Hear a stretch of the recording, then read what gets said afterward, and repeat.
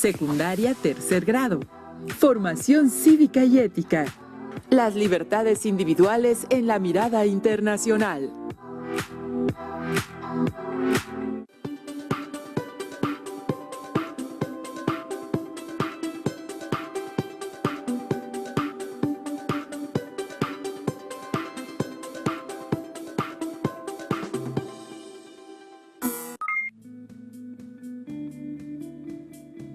¿Qué tal?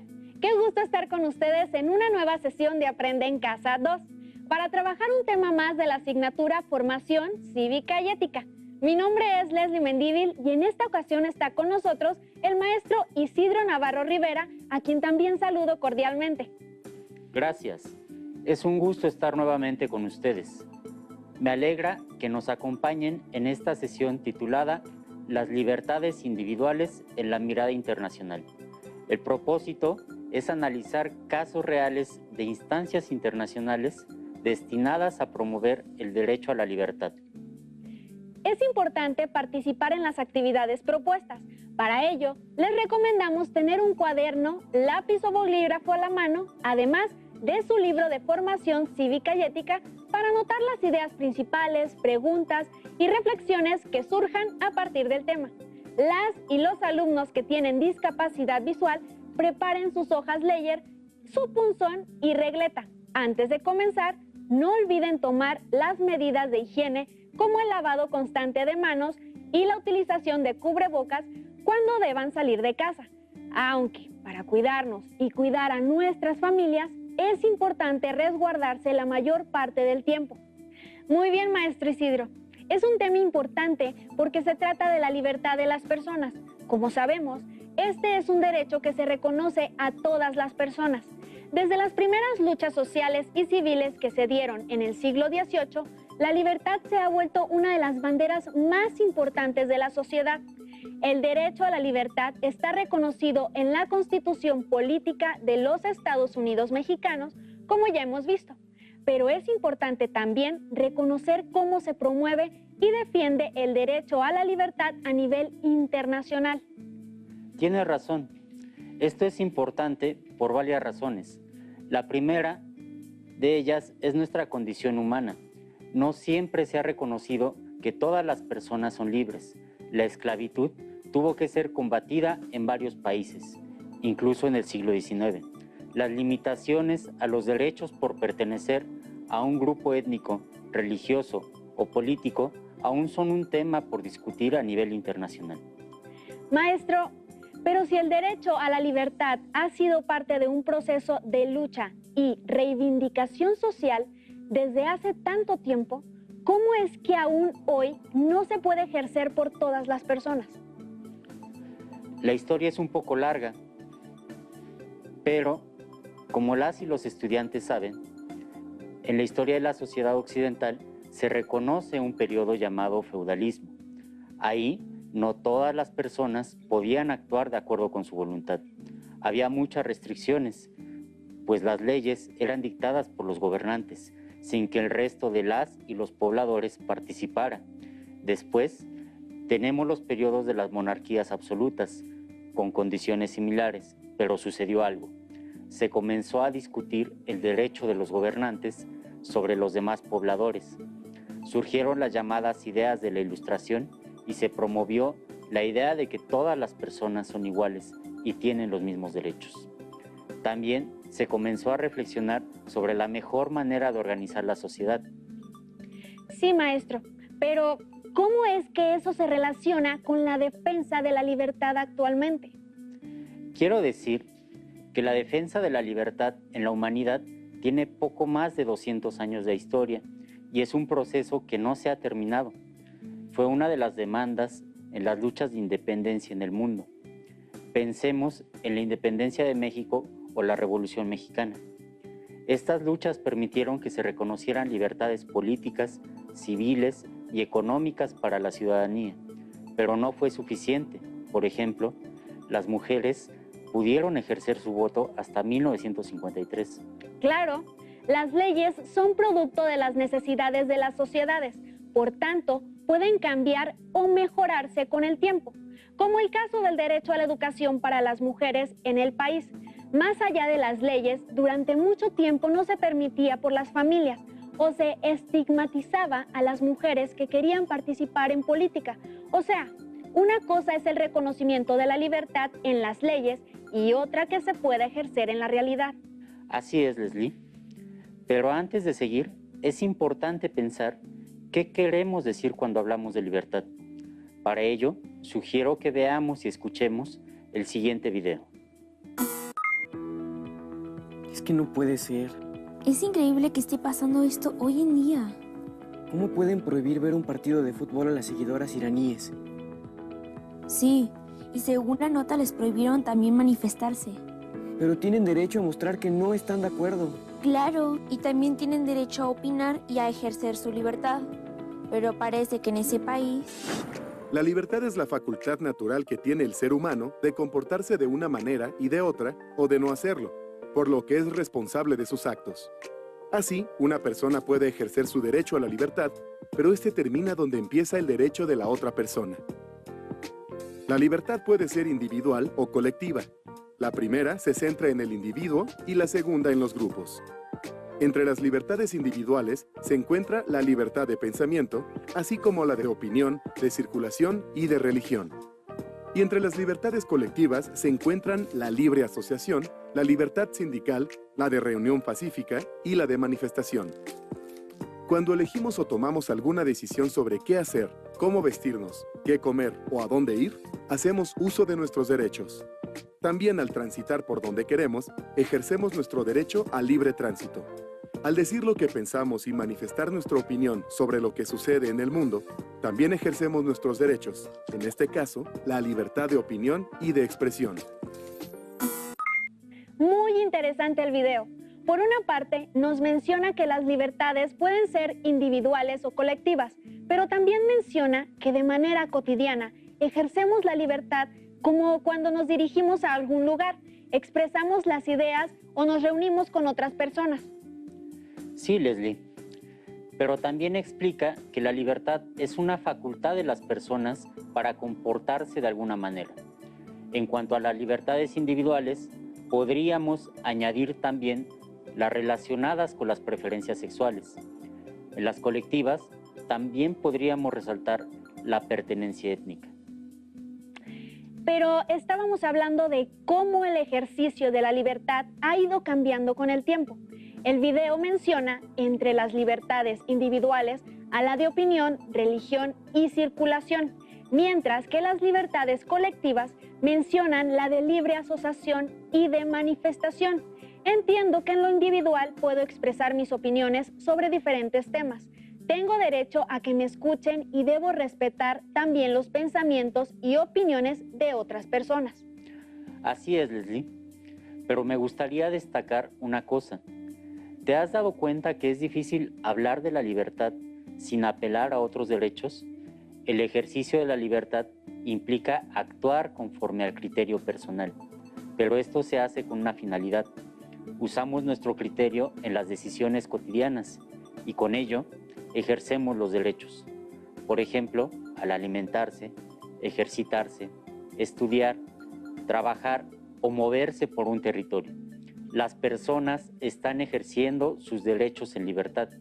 Lo mismo para expresar sus ideas respecto a aspectos sociales, políticos, culturales o de otro tipo.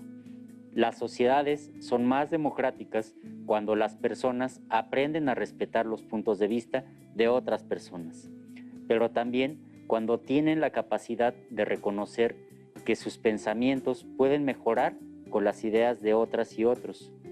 Cuando en las sociedades, las autoridades o funcionarios no respetan las ideas de otras personas, evitan el diálogo o la manifestación de ideas distintas a las suyas, podemos pensar en una sociedad autoritaria.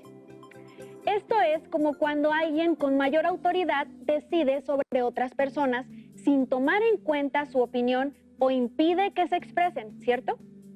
Estos ejemplos se pueden dar en diferentes niveles, desde las colonias, municipios o gobiernos estatales y nacionales. Así es, pero no solo se trata de acciones autoritarias. También es posible que al interior de los estados se generen controversias en cuanto a la interpretación de la ley, las facultades de la autoridad o la mejor manera de promover los derechos de las personas. En las sociedades democráticas hay diferentes maneras de resolver estas situaciones. El esquema más conocido es el de la elección de gobernantes. Se entiende que si las personas no están de acuerdo en la manera en que se lleva una administración, pueden elegir a otro grupo o corriente política en el siguiente periodo electoral. Aunque esta es una forma de ejercer y defender la libertad, hay otras que tienen mayor relación con nuestro tema.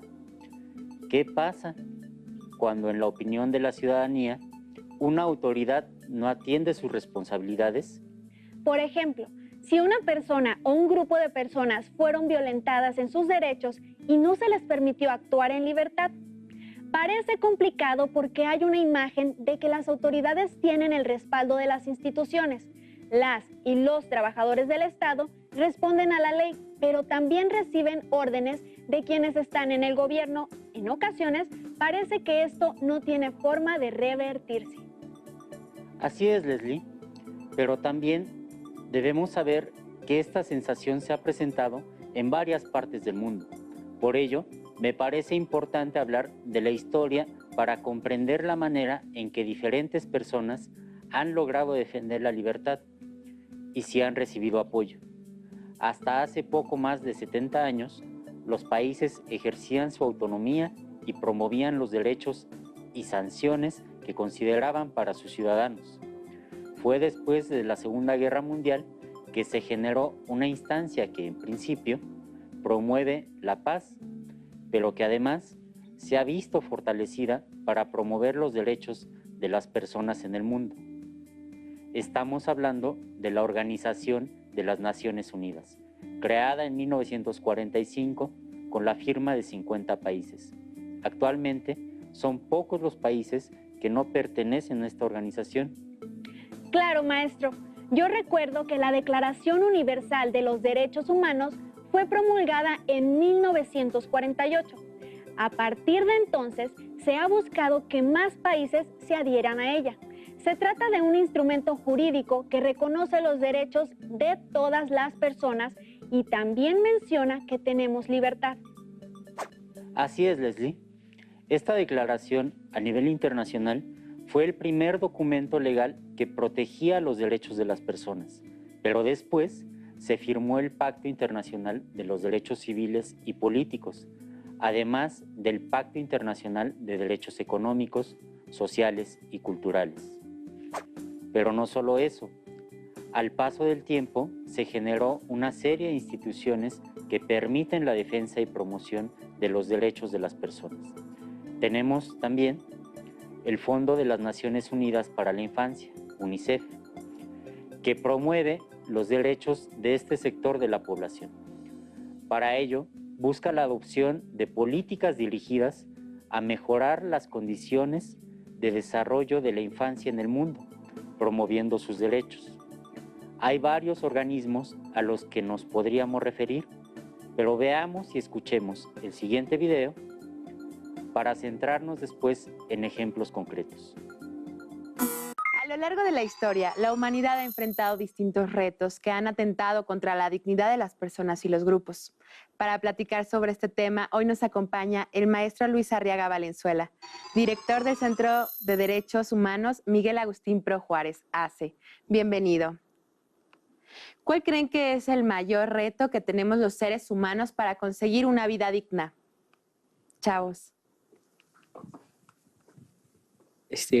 Un reto que, bueno, todos nuestros papás sufren podría ser la falta de, digamos, un buen dinero que sirva para satisfacer todas las necesidades que tiene una familia. Para mí el mayor reto es saber tratar a las personas y bueno, poder sobrellevar los problemas que se presentan día a día. Bueno, el mayor reto es tener un trabajo en el cual te den un buen pago para poder tener tus necesidades básicas. Bueno, pues para mí es saber comportarnos ante cualquier reto que se nos ponga enfrente de nosotros, que no nos impida lograr nuestros retos que tenemos para una vida digna. Para poder alcanzar una vida digna, primero hay que trabajar. Y para trabajar tenemos que ser aplicados y tenemos que echarle ganas a lo que vamos a hacer. Para vivir así una vida digna sería vivir en paz y respetar a las otras personas.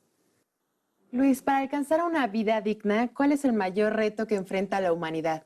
Mire, yo creo que uno de los retos más importantes que enfrenta la humanidad es precisamente hacer el acceso a los hombres y mujeres por igual de los derechos humanos. En ese sentido, yo concuerdo con todas estas expresiones que se han dado respecto a tener un acceso al trabajo, a la educación, a estar seguros, a vivir sin amenazas, sin discriminación y a gozar de estos derechos humanos que tanto han apelado la conciencia a nivel internacional. Me parece que ese es uno de los retos importantes. Otro que mencionaban y que yo estoy completamente de acuerdo es el de superar los niveles de pobreza. Mientras existan estos niveles de pobreza, me parece que va a ser muy difícil que los seres humanos tengamos o gocemos de los derechos humanos. ¿Qué relación hay entre los retos mencionados por los jóvenes y los retos que enfrenta la humanidad? Mira, yo creo que muy relacionados, efectivamente.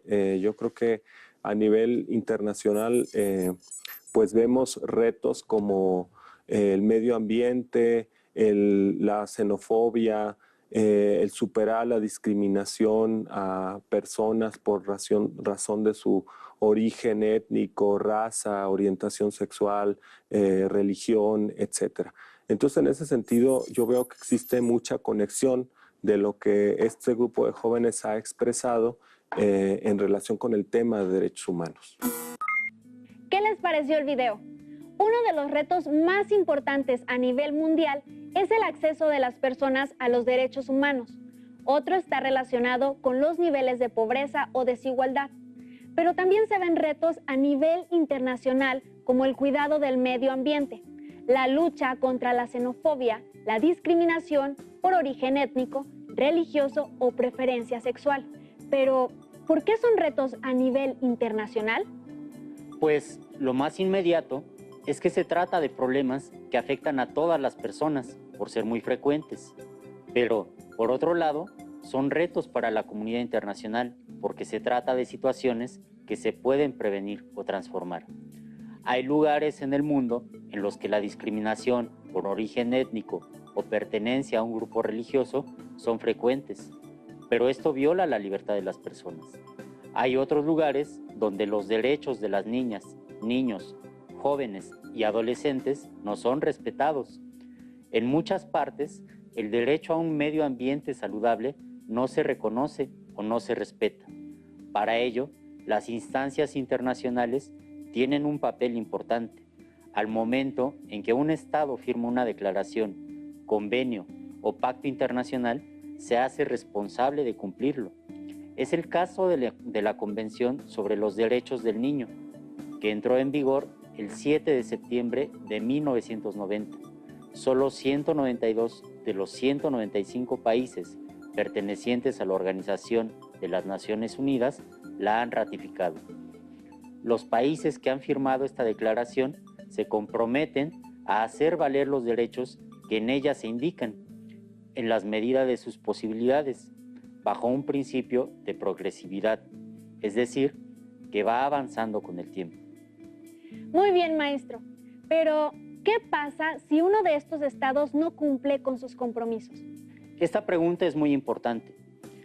Decíamos que a veces las personas consideran que la decisión de una autoridad es inapelable si va en detrimento de sus derechos o libertades. Entonces, esto les afecta. Pensemos en el caso Trabajadores de la Hacienda Brasil Verde contra Brasil, que trata sobre hechos ocurridos desde 1989 y fue sentenciado por la Corte Interamericana de Derechos Humanos en 2016. Se trata de un grupo de personas que trabajan en una hacienda bajo condiciones de esclavitud.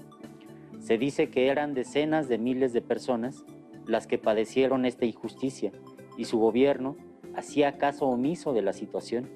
a pesar de que se trataba de una situación visible y bastante lamentable. Algunas personas lograron escapar a pesar de recibir amenazas de muerte para quien intentara hacerlo.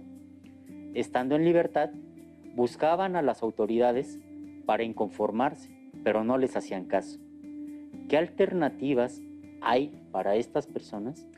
Bueno, si las autoridades están en contubernio, hay veces que las personas prefieren callar o no inconformarse, pero supongamos que acuden a la dependencia responsable y los funcionarios públicos, por omisión o negligencia, no siguen el procedimiento correspondiente, por lo que la hacienda sigue operando y los trabajadores esclavizados. Los trabajadores podían haber acudido a denunciar la comisión de un delito al Poder Judicial si no recibían una sentencia favorable.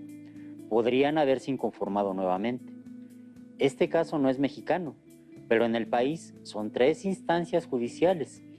Después de agotar las instancias del Estado, las o los inconformes, si viven en el continente americano, pudieron acudir a la Comisión Interamericana de Derechos Humanos para presentar una denuncia. Esta comisión valora la aceptación del caso.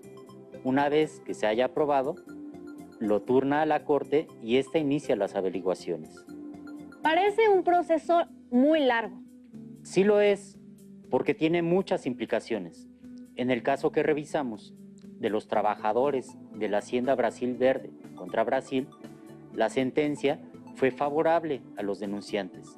Entre las conclusiones, se consideró la responsabilidad del Estado, en este caso Brasil, por la violación de diferentes derechos a los que se había responsabilizado a firmar la Declaración Americana de los Derechos y Deberes del Hombre.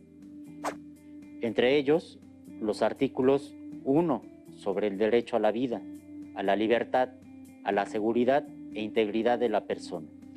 2, derecho de igualdad ante la ley. 14, derecho al trabajo y a una justa retribución. 8, derecho de residencia y tránsito.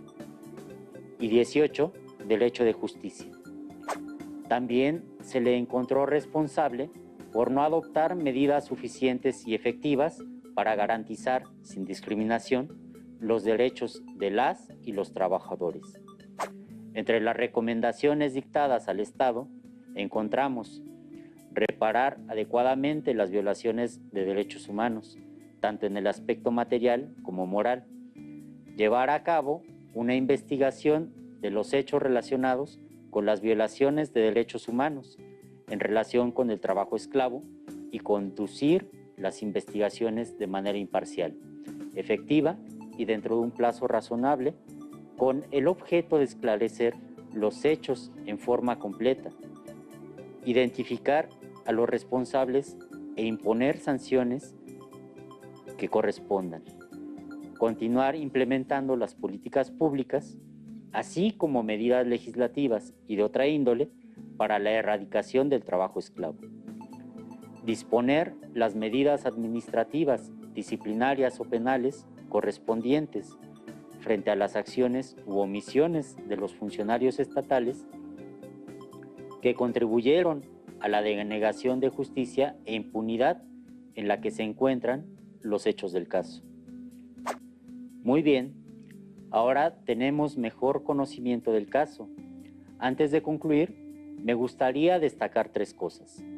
La primera es que las Cortes internacionales emiten sentencias, pero solo pueden dictar recomendaciones. Los Estados parte tienen la responsabilidad de atenderlas, pero no están obligados. Estas sentencias son importantes porque en sus recomendaciones se dictan medidas para prevenir que sucedan más casos como el denunciado.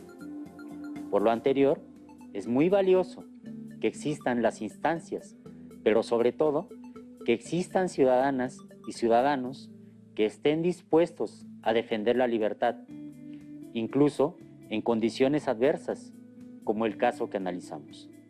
Muchas gracias, maestro, por esta sesión.